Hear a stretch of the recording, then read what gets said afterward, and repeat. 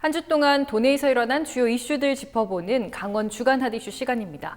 스튜디오에 홍승현 기자 나와 있습니다. 홍승현 기자, 이번 주는 어떤 소식들이 있나요? 네, 먼저 아프리카 돼지열병과 관련된 이야기부터 좀 전해드려야 될 것 같은데요. 아프리카 돼지열병 관련 사태가 좀 장기화되면서 도내 양돈 농가의 시름도 깊어지고 있습니다.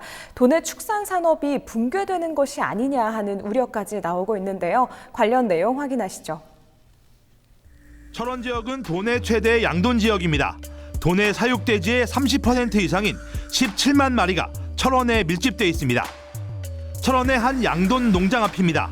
농장과 1.5km 떨어진 곳에 차단 초소가 설치돼 외부인의 농장 출입을 막고 있습니다. 농민들은 사실상 외부와 차단된 채 생활하고 있는데 벌써 한 달이 넘었습니다. 자식 같은 돼지를 지키기 위해서는 현재로서는 이 방법밖에 없기 때문입니다. 이 같은 상황은 철원만이 아닙니다. 도내에서는 180여 개 농장이 언제 끝날지 모를 사실상의 감금 생활을 이어가고 있는 겁니다. 그나마 다행인 건 아직 도내 양돈 농가에서는 아프리카 돼지열병이 발생하지 않았습니다. 하지만 농민들에게는 이런 게 큰 위로가 되지 않습니다. 애써 키운 돼지를 출하한다 해도 남는 건 빚밖에 없는 상황이기 때문입니다. 어미돼지가 임신을 해서 새끼를 낳기까지 4개월, 다시 새끼 돼지를 길러 출하까지 걸리는 시간은 7개월가량. 하지만 돼지고기 값이 바닥을 치면서 농장 운영비나 인건비는 고사하고 사료값도 건지기 어려운 형편입니다. 실제 아프리카 돼지열병 발생 직전인 지난 9월 16일 킬로그램당 4,400원이었던 전국 돼지고기 평균 경매 낙찰값은 이달 들어 3,000원대까지 곤두박질 쳤습니다. 농가들은 마리당 10만 원 정도 적자를 보고 있다고 하소연합니다. 네, 영상 보고 왔는데요. 이 아프리카 돼지열병 발생이 한 달 넘어가면서 지금 헬로티비 뉴스도 연이어서 관련 소식 전해드리고 있습니다. 취재 기자 연결해서 좀 더 자세한 내용 들여다보겠습니다. 장진철 기자, 농가 상황 좀 궁금한데요. 지금 농민들이 가장 우려하는 게 뭘까요? 다행히도 도내에는 아직까지 아프리카 돼지열병이 발생하지 않았습니다. 그래서 살처분도 이루어지지 않았는데요. 문제는 돼지고기 값이 급락했다는 겁니다. 실제 아프리카 돼지열병 발생 직전인 지난 9월 16일 킬로그램당 4,400원이었던 전국 돼지고기 평균 경매 낙찰값은 이달 들어 3,000원대까지 곤두박질 쳤습니다. 농가들은 마리당 10만 원 정도 적자를 보고 있다고 하소연하고 있는데요. 이렇게 돼지고기 가격이 떨어진 이유는 전국적으로 발령됐던 일시 이동중지 명령이 해제되면서 시장의 물량 공급이 대폭 늘어났습니다. 이런 상황에서 아프리카 돼지열병에 대한 언론 보도가 집중되면서 소비 심리가 위축된 것이 가격 급락으로 이어졌다는 게 업계의 분석입니다. 아프리카 돼지열병이 장기화된다면 이런 현상이 이어지게 되고 그러면 도내 축산업 붕괴까지 우려되는 상황입니다. 네, 지금 농민들에 대한 그럼 지원책은 없는 건가요? 정부가 확산 방지를 위해 내놓은 것이 바로 예방적 수매입니다. 야생 멧돼지가 아프리카 돼지열병 전파의 최대 매개체로 꼽히고 있는데 민통선 지역이 이런 야생 멧돼지 개체수가 가장 많습니다. 이에 남방 한계선부터 10km 안에 희망 양돈 농가의 돼지를 정부가 모두 사겠다는 겁니다. 도내에서는 철원의 27개 농가와 고성의 2개 농가 등 모두 29개 농가 그리고 7만 천여 마리가 해당이 되는데요. 현재까지 신청 농가는 단 한 농가도 없습니다. 수매 방식이 농민들의 눈높이에 맞지 않는 건데요. 방식을 보면 90kg 이상 된 비육동만 수매가 이루어지고 나머지는 모두 살처분하는데 이 살처분 돼지에 대한 보상이 당일 전국 도매시장 평균 경락값을 기준으로 정해집니다. 최근 돼지고기 가격이 땅끝까지 떨어진 상황에서 수매 신청이 들어오지 않을 수밖에 없는 겁니다. 여기에 돼지를 다시 새로 들이더라도 새끼 돼지를 길러 출하하기까지 한 1년가량 매출이 전혀 발생하지 않는다는 게 문제입니다. 이 정책 자금으로 빌린 이자에다 이 사료값 등을 갚을 방법이 없는 겁니다.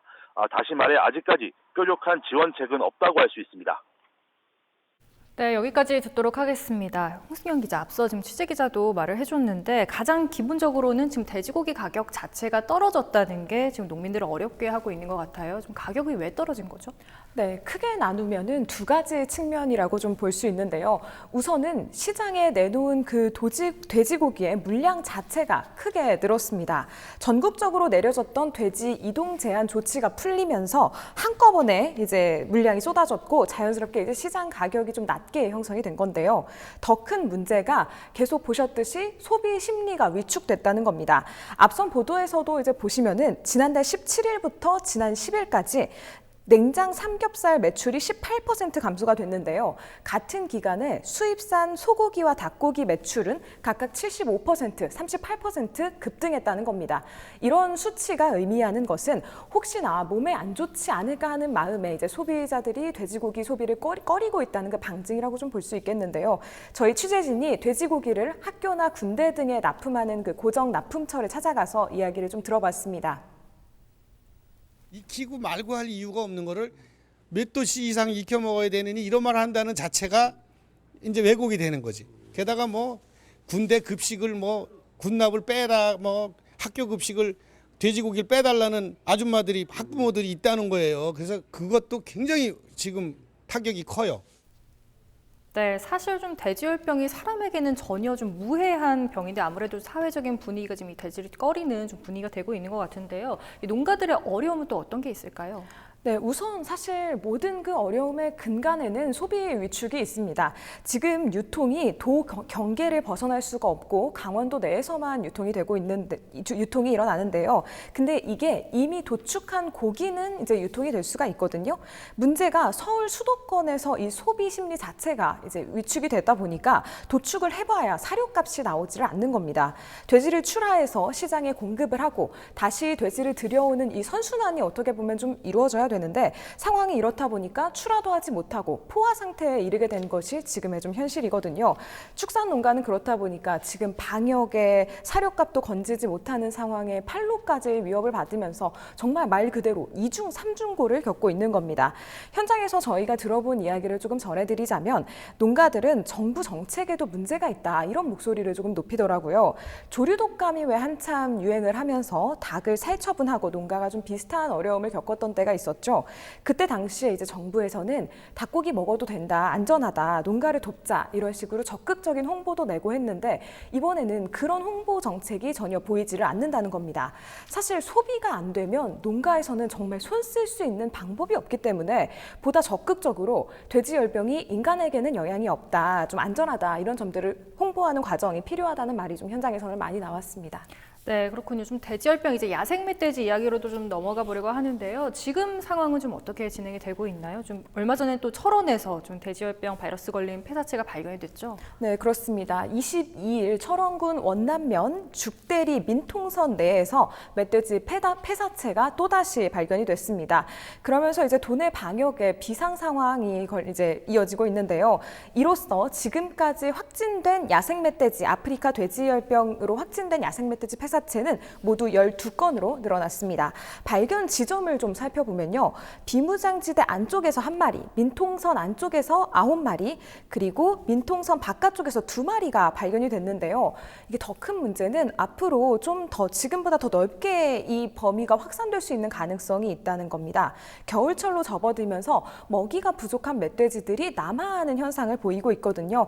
아무래도 이제 겨울철이 오기 전에 좀 빠르게 조치가 필요하지 않냐 이런 이야기들이 계속해서 나오고 있습니다. 네, 이 상황에서 정부 지원 이야기도 나오고 있더라고요. 네, 그렇습니다. 지금 돼지열병이 장기화되다 보니까 지역에서는 예산 때문에 또 어려움을 겪고 있습니다.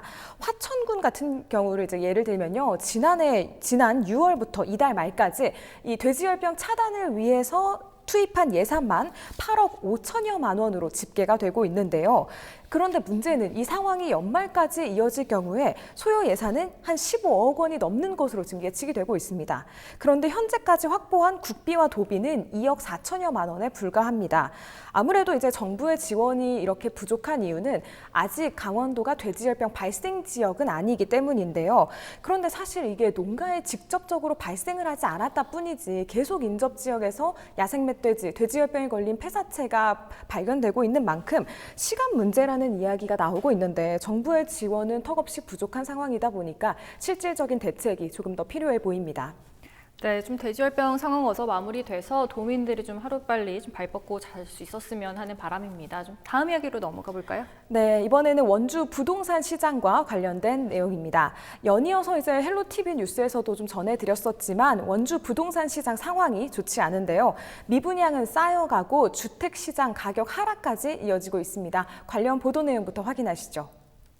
원주시 주택수는 2018년 기준으로 14만 9천 세대였습니다. 4인 가족 기준으로 보면 주택 보급률은 100%를 훌쩍 넘긴 상태입니다. 그러다 보니 신규 아파트가 공급되더라도 수요는 없는 겁니다. 원주시는 지난 9월 현재 3,115세대가 미분양으로 남아있다고 밝혔습니다. 인구 증가세가 꺾인 지 오래지만 아파트 공급은 계속되고 여기에 정부의 부동산 대책까지 원주 지역 부동산 경기는 악재가 이어지고 있습니다. 기업도시 내 신축 아파트가 연이어 분양하면서 원주 시내권에 살던 주민들 상당수가 이주하고 신규 아파트 분양이 이어지면서 원주 지역 전반적으로 아파트 매매 가격이 하락했습니다. 이러다 보니 전세 보증금보다 아파트 매매 가격이 떨어지는 이른바 깡통 전세도 속출했습니다. 최근 원주 지역 부동산 시장이 들썩이고 있습니다. 남원주 역세권의 토지 공급이 시작되면서 역세권 개발에 대한 기대가 높아지고 있는 겁니다. 하지만 지난 21일 시작된 남원주 역세권 준주거 용지 23필지에 대한 입찰 결과 평균 2.9대 1의 경쟁률을 기록했습니다. 2년 전 기업도시 토지 공급 당시 2만 대 1에 가까운 경쟁률과 비교하면 턱없이 낮은 경쟁률을 기록한 겁니다. 네, 홍승현 기자, 지금 원주 부동산 시장 상황이 이렇게까지 된 것의 근본 원인이 좀 공급 과잉에 있다고 하던데요. 지금 당시 왜 이렇게 공급이 많았던 건가요? 네, 이게 당시 상황과 좀 맞물려서 생각을 해봐야 하는데요. 이제 처음에 아파트 인허가가 나서 실제 입주를 하기까지는 사실상 수년 정도가 걸리잖아요. 원주 지역은 혁신도시랑 기업도시가 연이어서 조성이 되고 또 강원도의 동계올림픽이라는 호재가 있었던 상황이었거든요. 그러니까 2016년에 호재가 겹치면서 전례 없는 아파트 물량이 이 지역에 쏟아진 겁니다. 지금 그거를 감당을 못하고 있는 건데요. 전문가들한테 이야기를 들으면 당시 한 8,000호 정도, 8,000세대 정도가 이제 공급이 됐었다고 해요. 이게 원주시 같은 도시에서는 감당을 못할 숫자거든요. 그 여파를 지금 좀 고스란히 받고 있다고 생각하시면 될 것 같고요. 결국에는 이 악순환의 원인이 과도한 물량이 불러온 집값 하락이 거래 정체 또 미분양 확산으로 이어지면서 분양을 받아도 기존 집이 팔리지 않아서 입주하지 못하는 상황까지 발생하고 있는 겁니다. 네, 근데 이 문제가 좀 미분양이 이렇게 쌓여 있는 상황인데도 계속해서 물량이 쏟아지고 있잖아요. 이런 상황에서 좀 공급이 계속 늘어나는 이유는 무엇인가요? 네, 이제 그 내용을 저희도 이제 전문가들이나 관련자들에게 좀 물어봤는데요. 우선 시청에서는 이 기업 도시나 이렇게 아파트를 지을 수 있는 지역으로 지정된 곳에 적법하게 인허가가 들어오면은 인허가를 반려하거나 할 수는 없다 이렇게 말을 하더라고요. 또 전문가들도 우선 지금 이 쏟아지는 물량 자체가 이미 이런 미분양 문제가 있기 전에 인허가가 난 거기도 하고 건설회사가 기본적으로는 좀 상황 자체를 좀 일시적일 것이다. 긍정적으로 이렇게 바라보는 그런 시각도 있다고 하더라고요. 네, 그러면 앞으로는 좀 상황이 어떻게 될까요? 네, 사실 뭐 어떤 전문가도 이 상황을 좀 확실하게 단정짓기는 어려운 문제이기는 합니다. 조심스럽게 추측을 해보자면 부동산 경기는 흐름을 타잖아요. 이게 경기가 침체되었더라도 일정 시간이 지나면 다시 상승을 하고요. 그러려면 사실 경제적으로 이게 반등을 할 수 있는 기회, 지역 소득 증가 등 새로운 상황이 있어야 탄력을 받으면서 다시 이렇게 올라갈 수 있는 건데요. 그런데 지금 상황으로 봐서는 경제적으로 지역에 호재가 될 만한 그런 요인이 보이지 않기 때문에 시장 침체가 좀 길어질 수밖에 없는 상황이지 않은가 이렇게 생각이 들고요. 또 정부에서 강력한 규제 정책, 부동산 규제 정책과 맞물리면서 빠른 시간 내에 좋아지기는 좀 쉽지 않을 것이다. 좀 이렇게 보고 있습니다. 네, 결국 뭐 부동산이라는 게 단기적으로 사고 파는 상품이 아니기 때문에 좀 장기적인 고민이 필요하잖아요. 좀 충분히 분석하고 또 상황도 지켜보면서 시민들이 요동치는 부동산 상황으로 인한 좀 피해를 더 입지 않았으면 하는 바람입니다. 그러면 내용은 여기까지 듣도록 하고요. 다음 소식도 전해주실까요? 네, 이번에는 태풍 피해와 관련된 이야기를 좀 준비를 해봤습니다. 어느덧 제18호 태풍 미탁이 발생한 지 한 4주 정도 지났는데요.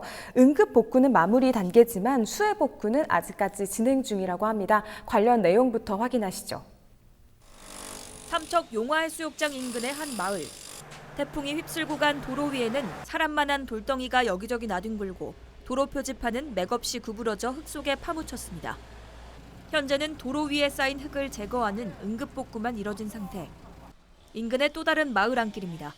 마을로 들어오는 길 일부가 사라지면서 차량 통제가 이뤄지고 있습니다. 이렇게 집안이 유실됐거나 토사가 쌓여 통행이 제한되는 도로가 삼척 지역에만 수십 곳에 달합니다. 사고 구간 하천에서는 쌓인 토사를 퍼내는 작업이 한창입니다. 도로와 하천 복구 공사가 이뤄지고 있지만 정상으로 되돌리기까지는 상당한 치일이 걸릴 전망입니다. 생활에 큰 불편을 겪고 있는 주민들은 추가 피해가 발생하지 않을지 불안해하고 있습니다. 삼척 지역에서 하천이 범람하며 붕괴된 곳은 20여 곳. 피해액은 약 80억 원으로 이를 복구하는 데 50억 원이 들 것으로 예상됩니다. 삼척시는 연말까지 실시 설계를 마치고 내년 초 복구 공사에 들어가 내년 4월쯤 공사를 마무리한다는 계획입니다. 네, 현장 취재했던 기자 전화 연결해서 좀 더 자세한 상황 들어보도록 하겠습니다. 노지영 기자, 지금 삼척은 좀 어떤 상황인가요? 삼척 오분동 마을은 밀려 들어온 토사를 정리하긴 했지만 주택마다 벽지에 진흙이 스며들어 있어서 선이 생겼습니다. 당시 토사가 어디까지 쌓였는지 볼 수 있는 부분이었는데요. 쑥대밭이었던 수해 현장은 어느 정도 정리가 됐지만 아직까지 보일러가 들어오지 않기 때문에 침수된 가구는 인근 원룸에서 생활하고 있습니다. 네, 좀 인재라는 의혹도 나오고 있던데 좀 설명해 주실까요? 삼척 오분동 마을에서는 포항에서 삼척을 잇는 철도 공사가 진행되고 있습니다. 그런데 시공사가 공사 중에 이 둑을 뚫어놓은 채 방치했기 때문에 피해를 키웠다는 의혹이 나오고 있습니다. 주민들은 수차례 여기에 임시 안전막을 설치해 줄 것을 요청을 했지만 번번이 무시당했다고 말하고 있습니다. 네, 여기까지 듣도록 하겠습니다. 홍승연 기자, 좀 인재 의혹에 대해서 좀 더 얘기를 해봐야 될 것 같은데요. 네, 그렇습니다. 지금 노지영 기자가 앞서서 설명한 삼척 상황도 있지만 이게 지금 삼척만 그런 게 아니라 다른 피해 지역에서도 인재 의혹이 계속해서 나오고 있어요. 동해시 망상동의 심곡 약천 마을 주민 같은 경우에는 마을 배수로를 제때 정비하지 않았기 때문에 이번 피해가 더 컸던 것이다. 이런 주장들을 조금 하고 있고요.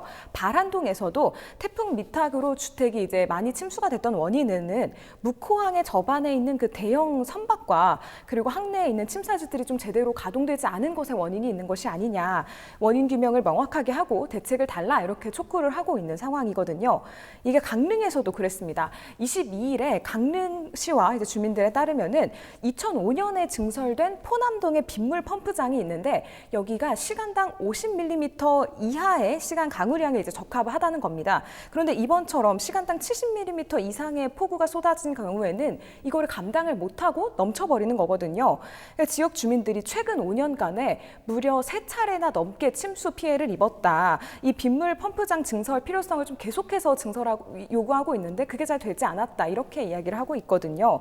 이제 결국에 계속해서 반복되는 재난에 대비를 충분히 못한 것이 아니냐. 이게 인재가 아니냐. 이런 목소리는 지금 피해 지역 곳곳에서 좀 나오고 있는 상황입니다. 네, 지금 좀 이재민들도 상황이 좀 어떨지 좀 궁금한데요. 네, 이번 주에 이제 태풍 미탁으로 인한 가옥 피해 이재민들을 위한 임시주택이 처음으로 보급이 됐습니다. 삼척시가 우선 21일에 갈남 1리, 노경 1리, 산양 1리 등 3곳에 피해 가옥 완전 복구 후에 이제 주민들이 입주할 수 있을 때까지 일단 있을 수 있는 임시주택을 보급을 했고요. 임시주택은 일단 개별적으로 이제 피해 가옥이 있는 곳을 시작으로 해서 신남 마을이나 초곡 1리 등 한꺼번에 여러 채가 매몰되고 침수된 지역까지 늘릴 예정입니다. 또 도는 다른 지역에도 점차적으로 좀 임시주택 공급을 늘릴 예정이라고 밝힌 상황입니다. 네, 좀 하루빨리 주민들이 일상으로 좀 빨리 돌아갈 수 있었으면 하는 바람입니다. 저희도 계속해서 관심 가지고 지켜보도록 하겠습니다. 네, 오늘도 홍승연 기자와 도내 주요 소식 짚어봤습니다. 홍승연 기자 수고하셨습니다.